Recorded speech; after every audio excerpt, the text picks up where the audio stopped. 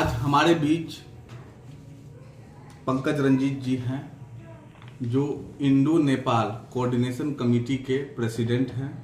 और नेपाल में जिस तरह से राजनीतिक अस्थिरता हुई है, आइए आज हम उनसे चर्चा करते हैं, क्योंकि ये शुरुआत से ही जब से ये पत्रकारिता शुरू किए हैं तब से ये नेपाल की राजनीति को देख रहे हैं, नेपाल की सामाजिक संरचना को देख रहे हैं। और नेपाल में जब राजा का शासन हुआ करता था, उसके बाद वहाँ पर लोकतंत्र की स्थापना हुई, तब से नेपाल को कवर कर रहे हैं।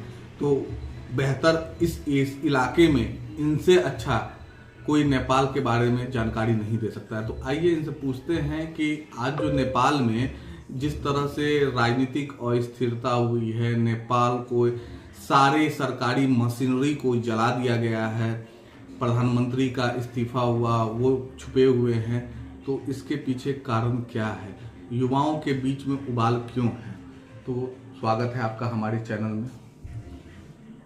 देखिए, सबसे पहले आपको हम नेपाल में हुई घटना पर प्रकाश डालते हैं कि घटना क्या हुई है।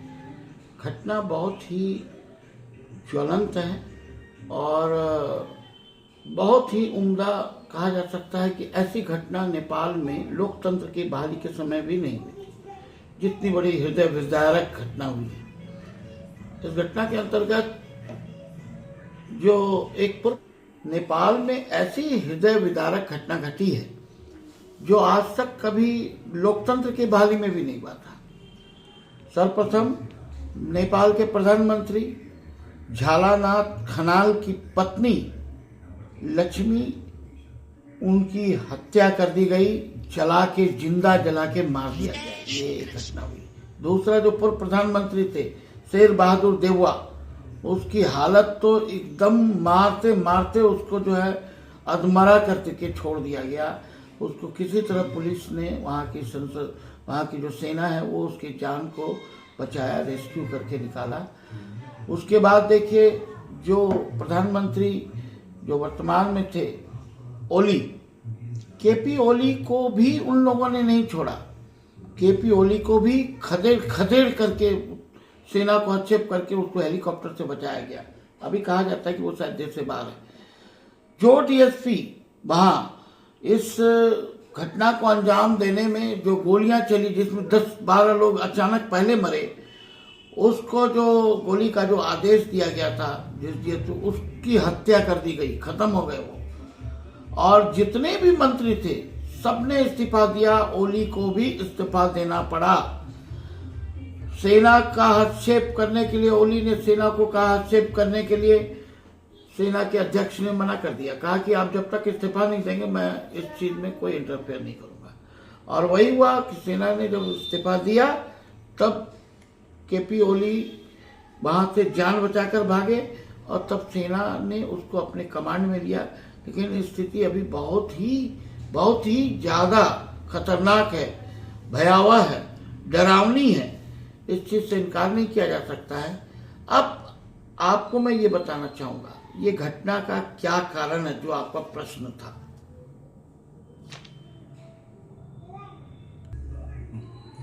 अब मैं आपको इस नेपाल में हुई घटना के पीछे के कारणों का आपको की जानकारी मैं दे रहा हूं।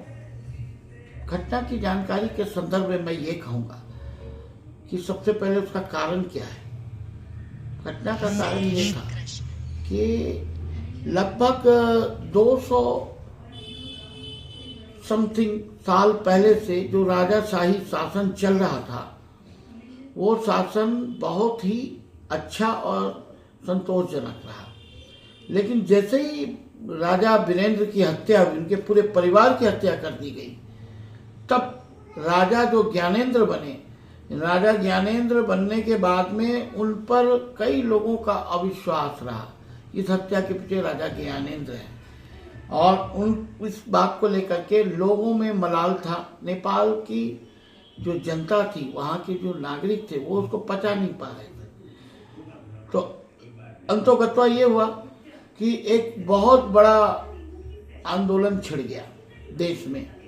और ऐसा आंदोलन छिड़ा कि माओवादी और जो भी लोग थे वो जो अंदर से कर रहे थे वार, वो सामने खुल करके आ गए और माओवादी और सेनाशाही के बीच में काफ़ी द्वंद्व हुआ, काफ़ी लड़ाई हुई, बहुत लोगों की जानें गई और अंत में 2008 में लोकतंत्र की बहाली हो गई।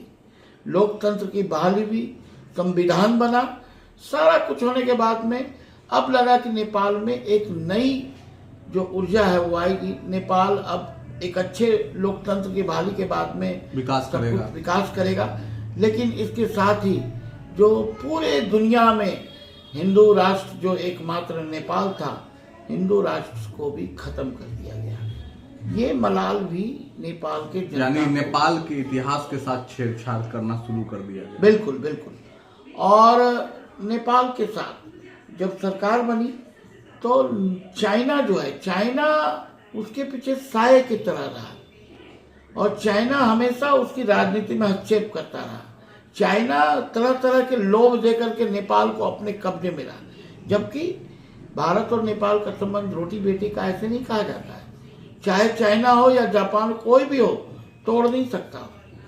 सपोज कीजिए ना, उसकी लड़की की शादी यहाँ हुई है तो इनके घर वाले नहीं चाहेंगे कि वहाँ कोई खतरा हो। इनके बच्चों की शादी वहाँ हुई, वहाँ के लोग नहीं चाहेंगे कि वहाँ कोई खतरा हो। तो दोनों देश पर कोई खतरा नहीं हो, ये इनके परिजन जो शादी हुई है, शादियाँ हुई, वो नहीं चाहेंगे कि कभी हो। तो ये कभी नहीं खत्म हो सकता ये रिश्ता। भारत और नेपाल की संधि, औपचारिक संधि 1950 में हुई थी और तब से लेकर के इस संधि से ज्यादा रोटी बेटी का संबंध रहा है। ऐसे में ये लोकतंत्र का आना किसी को रास इसलिए नहीं आया, तो लोगों को काफी उम्मीदें थी। लेकिन चूंकि नेपाल में जो राजतंत्र रहा है, कभी लोकतंत्र का मुंह नहीं देखा किसी राजनीतिक दलों ने, मारपीट करके काट कूट करके तो इन्होंने खत्म कर दिया, लोकतंत्र बहाली करवा ली। लेकिन इसको सरकार को चलाने में इनको कोई दिलचस्पी नहीं थी। सब अपना अपना पैसा कमाना शुरू किया। भ्रष्टाचार पूरे चरम पर था। इतना पैसा कमाया कोई नहीं, सरकारें नहीं कभी भी अपने कार्यकाल को पूरा कर सकी। जो भी सरकार आई 5 साल नहीं पूरा कर सकी और इसमें ये बदलता गया ये माहौल। कम से कम 8-10 लोगों ने इस चीज को सरकार चलाई, लेकिन वो चला नहीं पाए। और ये अस्थिरता को नेपाल के सभी लोग समझ रहे थे कि इससे अच्छा तो राजतंत्र था, और इस चीज को लेकर के उनकी जो अंदर से सुगबुगाहट जो थी, चिंगारी जलनी शुरू हो चुकी थी। और जो चिंगारी जल रही थी, उस चिंगारी का माध्यम व्हाट्सएप था, जो सोशल मीडिया था, जो फेसबुक था, यही था। क्योंकि सरकारी जो न्यूज चैनल है या और कोई न्यूज चैनल है, वो नेपाल सरकार के अंतर्गत चलती थी। उसमें किसी भी तरह का विरोधाभास नहीं होना चाहिए और लोकतंत्र और सरकार के खिलाफ नहीं होना चाहिए। राजतंत्र की बात से लोकतंत्र में जो लोग थे जिनको लाभ हो रहा था, जो भ्रष्टाचार करते उनको लाभ हो रहा था, वो कभी नहीं चाहते थे कि राजावादी शासन फिर आए, राजतंत्र फिर आए। जबकि पब्लिक चाह रही कि राजतंत्र आए, क्योंकि लोकतंत्र तो देख लिया इन्होंने, लोकतंत्र का मुखौल देख लिया। 2008 से अभी तक लोकतंत्र का एक भी लाभ किसी को नहीं मिला जैसे भारत में। तो ये चीज जब देखा कि लोकतंत्र के बहाने सब अपना अपना पेट भर रहे हैं, उनके राजनीतिज्ञों के जो बच्चे हैं वो विदेशों में पढ़ रहे हैं, उनके पास करोड़ों मकान है, उसका करोड़ों का मकान बना लिए वो लोग, करोड़ों की गाड़ी पे घूमते हैं। जी। तो राजनीति में आने के बाद में ये सारी चीजों को पचा नहीं पा रहे थे नेपाल की जनता, जो वहाँ की जो जनता थी वो पचा नहीं पा रही थी। बच्चे जो 13 साल के उम्र से लेकर के जो 18-20 साल के बच्चे थे, उनके अंदर भी ये चीज सारी चिंगारी जल चुकी थी। आप तो जानते हैं कि 13 साल का बच्चा क्या होता, प्यार करता तो इम्तिहान, लड़ाई करता तो इम्तिहान।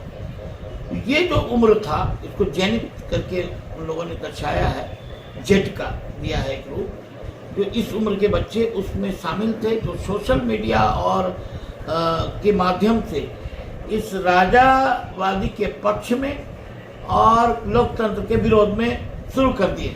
और ये वर्षों से चल रहा था। और इसके बहाने जो नेपाल में जो लोकतंत्र की बहाली के बाद में रोजगार नहीं है, बेरोजगार हैं लोग, ज़्यादा से ज़्यादा मतलब 40% बेरोजगार रोजगार वाले लोग ही थे, और वो भी उतना नहीं। वो सारे लोग पलायन करके विदेशों में नौकरी कर रहे थे, वहाँ से पैसा आता था नेपाल में, ऐसे रोजी रोटी चलती थी। नेपाल के जो उसके जो बच्चे थे, उनके वालिद, उनके जो माता पिता हैं वो बाहर काम कर रहे हैं, पिता बाहर काम कर रहे हैं, पैसा वहाँ से आता, उसके भरोसे उसी सोशल मीडिया के माध्यम से उनकी बातचीत होती है, उसी सोशल मीडिया के माध्यम से लोकतंत्र का भी विरोध हो रहा है, उसी सोशल मीडिया के माध्यम से सारा बिजनेस चल रहा है, वहाँ के बच्चे बिजनेस भी कर रहे हैं। सोशल मीडिया तो बिजनेस का एक माध्यम भी बन गया है, उसके माध्यम से वो बिजनेस भी कर रहे हैं। तो ऐसी स्थिति में जो ये सरकार तिलमिलाव कि यहाँ तो खबर दे नहीं सकता और ये सोशल मीडिया पे चल रहा है, तो उसको लगा कि अब हमारे हाथ में सत्ता जाने वाली है, और इसके भय से इनका जो भय हुआ, इस भय से इन्होंने निर्णय लिया कि सोशल मीडिया पर बैन लगाया गया। और इसमें भी एक खास बात है, सोशल मीडिया जो है उसमें दो तरह के, अमेरिका से जो चाइना प्रशस्त, एक अमेरिका प्रशस्त और एक चाइना प्रशस्त। तो अमेरिका के 26 चैनल थे यहाँ, और चाइना का एक था जैसे टिकटॉक। तो चाइना जो है उसको ये जो चैनल बंद किया गया, इसका सबसे पूरा लाभ चाइना को मिला सीधा, उसको बंद नहीं किया गया क्योंकि वो ऐसा न्यूज ही नहीं पढ़ सकता है लोकतंत्र के खिलाफ। केपी ओली चाइना के गोद में बैठे हुए हैं, ऐसा भी कहा जा सकता है। बिल्कुल, केपी ओली चाइना के गोद में बैठ करके एक गंदी राजनीति का खेल खेल रहे थे इस बात को लेकर के। और जब इन्होंने जैसे ही सोशल मीडिया पर रोक लगाया, तो जितने ये यंग युवक थे, जिनका एक तो बेरोजगार भी थे और उसके बाद जो भी रोजगार चलता वो भी छूट गया, उनके माँ बाप जो परिजन लोग थे उनसे भी बात होनी बंद हो गई। स्वाभाविक बात है, फिर तो ये बहुत बड़ी बात हो गई, ये छोटी मोटी बात नहीं है।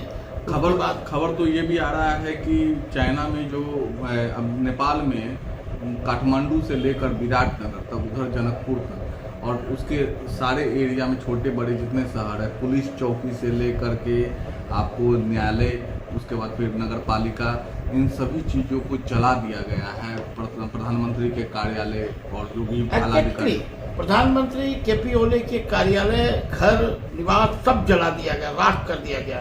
संसद भवन जो पहली बार, जो संसद भवन में आज तक कोई जा नहीं पाया था, जो पूरा तत्वों से बना राज दरबार था, वहाँ संसद भवन था, उसको भी जला के राख कर दिया गया। उसके बाद जितने मंत्री थे उनको इस्तीफा दे के भागे। कई मंत्रियों के जो घर हैं, मकान हैं, उनको जला के राख कर दिया गया। यहाँ तक कि राष्ट्रपति को भी इस्तीफा देना पड़ा, केपी ओली को इस्तीफा देना पड़ा। उसके बाद भी ये आग शांत नहीं हुआ है, अभी भी पूरी तरह से जला के राख कर दिया गया। आपको क्या लगता है कि ये शांत कब होगा, ये कैसे शांत देखिए, होगा? आपको बता दें, पड़ोसी राष्ट्र नेपाल, भारत पर भी इसका असर पड़ेगा, कुछ न कुछ असर तो पड़ता ही। पड़ोसी है, पड़ोसी जब दुखी रहेगा तो भारत को तो चैन नहीं आएगा। वो तो कोशिश कर रहा है भारत कि यहाँ शांति बहाल हो जाए। भारत के तौर से शांति बहाल करने की पूरी प्रक्रिया चल रही है, कूटनीति चल रही है, डिप्लोमेसी चल रही है। प्रधानमंत्री नरेंद्र मोदी इस पर नज़र बनाए हुए हैं और मुझे लगता है बहुत जल्दी इसको कर लिया जाएगा, ये संभावना बनी हुई है। ये तो नहीं लग रहा है कि कहीं राजतंत्र की आहट तो नहीं है, फिर से राजा का शासन तो नहीं हो जाएगा? मैंने बताया ना, राजा का शासन आने की पूरी सुगबुगाहट है। अब दोबारा हमको नहीं लगता है, ये दूर दूर से भी उम्मीद नहीं है कि लोकतंत्र की बहाली हो सकेगी। राजतंत्र की सुगबुगाहट हो चुकी है। और आपको एक और जानकारी दे दूं कि बालेन नाम के जो एक काठमांडू वहाँ के जो मेयर हैं, उनको जो वहाँ के जनरेशन है, नेपाल के जो भी बच्चे बूढ़े सभी लोग सोशल मीडिया पर बालेन को ही प्रधानमंत्री बनाने के लिए पूरी तरह से उस सोशल मीडिया पर उनको परोसा गया था। टाइम्स में भी बहुत अच्छा कवरेज दिया गया। यानी कुल मिला के बालेन जी को वहाँ का प्रधानमंत्री उन लोगों ने बनाने की पूरी तरह से घोषणा कर चुके थे कि वहाँ का जो राजतंत्र के रूप में आएगा। क्योंकि एक बात और जानकारी दूँ कि नेपाल में दो तरह के लोग हैं, मधेसी और पहाड़ी। जो पहाड़ी मूल के लोग हैं वो आपको एक मंगोलियन रेस के लोग हैं, और जो मधेसी हैं वो इंडियन लुक दिखने में लगता है। वो तराई में रहते हैं, वो पहाड़ पे रहते हैं। इन दोनों के बीच में भी एक बहुत बड़ा द्वंद्व चल रहा है, अंतर्द्वंद। इसके अंतर्गत जो पहाड़ी हैं, जो मधेसी हैं, तो मधेसी पहाड़ियों से 51%, 52% है, यानी ज़्यादा है 2%। पहाड़ी कम है, मधेसी ज़्यादा है। और एक दुर्भावना से ग्रसित वहाँ की जो लोग हैं पहाड़ी मुल्क के, वो ही प्रधानमंत्री बनते थे। कभी भी किसी मधेसी को बनने देना नहीं चाहते थे प्रधानमंत्री के रूप में। और तो मंत्रियों को बनाया, लेकिन प्रधानमंत्री के रूप में कभी नहीं चाहते थे। तो ऐसी स्थिति में ये मौका इनको मिल गया, जो मधेसी थे, जो काफ़ी ज़्यादा हैं वहाँ के जनसंख्या में, उन्होंने बालेन को प्रधानमंत्री बनाने के लिए घोषणा कर दी। बालेन शाह है इनका पूरा नाम। बालेन शाह जो वहाँ के मेयर रहे हैं, उनको उन्होंने प्रधानमंत्री के रूप में पूरी तरह से तैयारी कर रहे थे। इसी बीच ये जो सोशल मीडिया पर बैन लगा, यहीं से बहुत बड़ा यानी महीना 15 दिन 10 दिन 2 महीना के अंदर नेपाल में राजतंत्र देखने को मिल सकता है। अभी नहीं कहा जा सकता, इतना जल्दी किसी भी चीज़ का गठन नहीं। अभी बहुत सारे नुकसान हुए हैं, इसको समझने में समय लगेगा। हाँ, राष्ट्रपति के भी नहीं होने की बात है कि वो भी नहीं है अभी, तो सेना अपने हाथ में लिए। अब सेना के माध्यम से किस तरह की कूटनीति होती है, किस तरह का डिप्लोमेसी होता है, भारत इसमें क्या करता है, क्योंकि इस तरह का चीज़ कोई पहली बार नहीं हुआ भारत के पड़ोस में। ऐसा श्रीलंका में भी पहले हुआ था, वहाँ के भी राष्ट्रपति भाग गए। शेख हसीना जो बांग्लादेश है, वो शेख हसीना को भी भागना पड़ा, और यहाँ केपी ओली भी भाग गए, उसको भी रेस्क्यू किया गया हेलीकॉप्टर से। मुझे लगता है कि उसमें बहुत सारी तस्वीरें हैं, हेलीकॉप्टर से उसको रेस्क्यू करके वहाँ से हटा दिया गया, और वो हो ना हो वहाँ से विदेश से भाग गए। तो अब कोई नहीं रहा। कल मेरी बात नेपाल के कुछ लोगों से हुई। आदमी को हम अपना प्रतिनिधित्व दे रहे हैं, कोसी प्रोविंस है, आपको ये सब जो नेता है, इससे अच्छा है कि राजा को ही एक राजा बना करके पूरे देश का कमाम। एग्जैक्टली, ये बिल्कुल सही है। नेपाल में इस समय राजतंत्र को लेके पूरी लहर दौड़ चुकी है, और जो आज अस्थिरता का जो माहौल कायम हुआ है, ड्यू टू राजावादी शासन को लेकर। क्योंकि राजावादी शासन जब था तो इस तरह की स्थिति परिस्थितियां कभी नहीं आई। लोग राजा के पक्ष में थे, राजा को भगवान मानते थे, हर घर में राजा की तस्वीर होती थी, और कभी भी भारत से उसका संबंध खराब नहीं रहा। हमेशा भारत के साथ भी बहुत राजनीतिक संबंध बहुत ही अच्छा रहा, मधुर रहा। और ये जो रोटी बेटी का संबंध है, उसका कारण भी राजावादी है। तो 200 से ज़्यादा साल काम किया उन्होंने, और इसको लेकर के अब यही कुल मिला के कहा जा सकता है कि आने वाला जो समय है वो राजतंत्र का होने जा रहा है, होने की पूरी संभावना जताई, क्योंकि अब कुछ बचा नहीं हुआ। ठीक है, तो ये थे हमारे साथ पंकज रंजीत जी, जो नेपाल को लेकर के जो अपना विचार है वो रखे हैं। देखते हैं आने वाले समय में भविष्य के गर्त में नेपाल की क्या पटकथा लिखी हुई है, नेपाल में क्या संवैधानिक कानून लागू होगा या फिर वहाँ राजतंत्र कानून लागू होगा। देखते हैं भविष्य में। हमारे चैनल के साथ जुड़े रहने के लिए